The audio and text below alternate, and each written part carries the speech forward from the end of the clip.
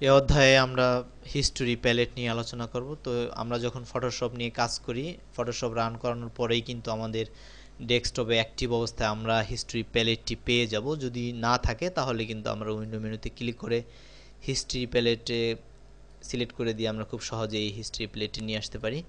তো হিস্ট্রি প্যালেটটি কি, এই প্রসঙ্গে যাওয়ার আগে আমি এখানে কিছু কাজ করে নিতে চাচ্ছি। অর্থাৎ এখানে আমরা যে একটি নতুন ডকুমেন্টস নিয়েছি, এখানে একটি শাপলা ফুলের ইমেজ রয়েছে এবং একটি ফ্লাওয়ার লাল কালারের একটি লেখা রয়েছে।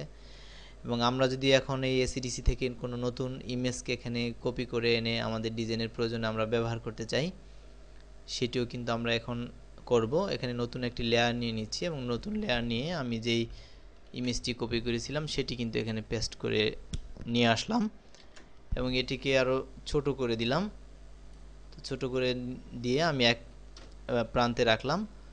তো এখন আমি এই শাপলা ফুলের ইমেজটি এই পাশে রাখছি এবং এটিকে এই পাশে রেখে ফ্লাওয়ার লেখাটি আমি মাঝ বরাবর নিয়ে আসছি এবং আমার কাছে মনে হচ্ছে যে আমাদের ডিজাইনের প্রয়োজনে ফুলের যে ডিজাইনটি আমরা করতে চাচ্ছি, এখানে ফ্লাওয়ার লেখাটি লাল না হয়ে যদি সবুজ হতো সেই ক্ষেত্রে কিন্তু হয়তো ভালো হতো।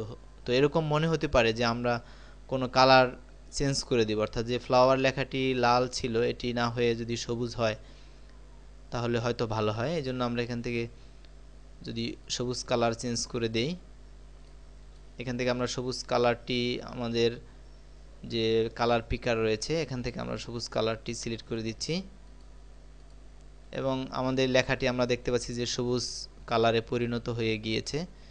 এবং এই ইমেজটি আমরা চাচ্ছি যে এই ফ্লাওয়ার লেখার নিচে থাকবে, তো এখানে আমরা দিয়ে দিচ্ছি এবং এটি চাচ্ছি যে মাঝামাঝি। তো এই যে যতগুলো কাজ আমরা করলাম সেটি কিন্তু অলরেডি হিস্ট্রি প্যালেটে রয়ে গিয়েছে। অর্থাৎ প্রথম যখন নাকি আমরা নতুন করে একটি ডকুমেন্ট ক্রিয়েট করেছিলাম সেটি কিন্তু হিস্ট্রি প্যালেটের প্রথমে রয়েছে এবং যেই ছবি এখানে ইম্পোর্ট করেছি অর্থাৎ পেস্ট করেছি সেটিও কিন্তু অলরেডি এখানে রেকর্ড অবস্থায় রয়ে গেছে। এবং এই ইমেজটিকে যখন আমরা ছোট করেছিলাম সেটিও কিন্তু ফ্রি ট্রান্সফারের মাধ্যমে আমরা দেখতে পাচ্ছি এবং টাইপ টুল দিয়ে যতগুলো লেখা আমরা লিখেছি এখানে সবগুলো লেখা কিন্তু অলরেডি এখানে রয়ে গিয়েছে। যে আমরা যে এখানে লিখেছিলাম ফ্লাওয়ার, সেই ফ্লাওয়ার লেখাটি কিন্তু রয়ে গিয়েছে এবং লাল ছিল এবং সেখান থেকে আমরা সবুজ পরিবর্তন করেছি সেটিও কিন্তু রয়ে গিয়েছে। তো এভাবে যতগুলো কাজ আমরা এখানে করেছি সবগুলো কিন্তু হিস্ট্রি প্লেটে রয়ে গিয়েছে।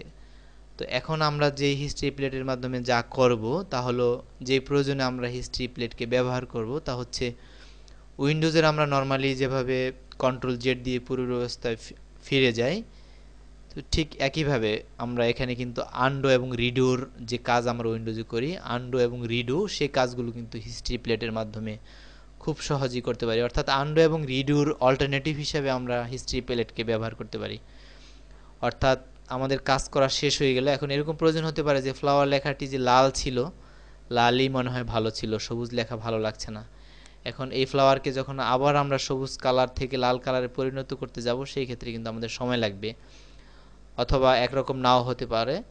তার চেয়ে বরং আমরা যদি এই হিস্ট্রি প্লেটের মাধ্যমে পূর্বের অবস্থায় ফিরে যেতে পারি, অর্থাৎ ফ্লাওয়ার লেখাটি তো একসময় লাল ছিল, সেই লাল অবস্থায় যদি ফিরে যাই এভাবে হিস্ট্রি প্লেটে আমরা লালের অবস্থায়, অর্থাৎ যেখানে লাল ছিল সেখানে ক্লিক করলে কিন্তু আমরা অলরেডি পেয়ে যাব। তো দেখুন আমাদের লেখাটি এই অবস্থায় রয়েছে। এই অবস্থায় আমরা যদি সেভ দিয়ে দিই তাহলে কিন্তু এই অবস্থায় থাকবে।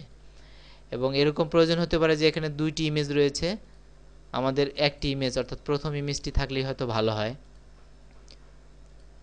তাহলে কিন্তু এভাবে আমরা সেই হিস্ট্রি প্লেটের মাধ্যমে প্রথম ইমেজটি এভাবে সিলেক্ট করে দেব। অথবা এরকম মনে হতে পারে যে না, দ্বিতীয় ইমেজটি আমাদের ভালো ছিল, তো দ্বিতীয় ইমেজটি আমরা এভাবে সিলেক্ট করে দিব এবং সেটি কিন্তু অলরেডি আমরা এই অবস্থায় যদি কাজ করি এবং এই অবস্থায় কিন্তু থাকবে। তো এভাবে আনডো এবং রিডোর কাজ আমরা হিস্ট্রি প্লেটের মাধ্যমে খুব সহজেই করতে পারি। এবং প্রয়োজনে নতুন করে লেখে আমরা যদি আবার কোনো কিছু করি সেটি না লিখে বরং হিস্ট্রি প্লেট থেকে পূর্বের অবস্থায় ফিরে গিয়ে আমরা এই কাজগুলো খুব সহজেই হিস্ট্রি প্লেটের মাধ্যমে করতে পারি।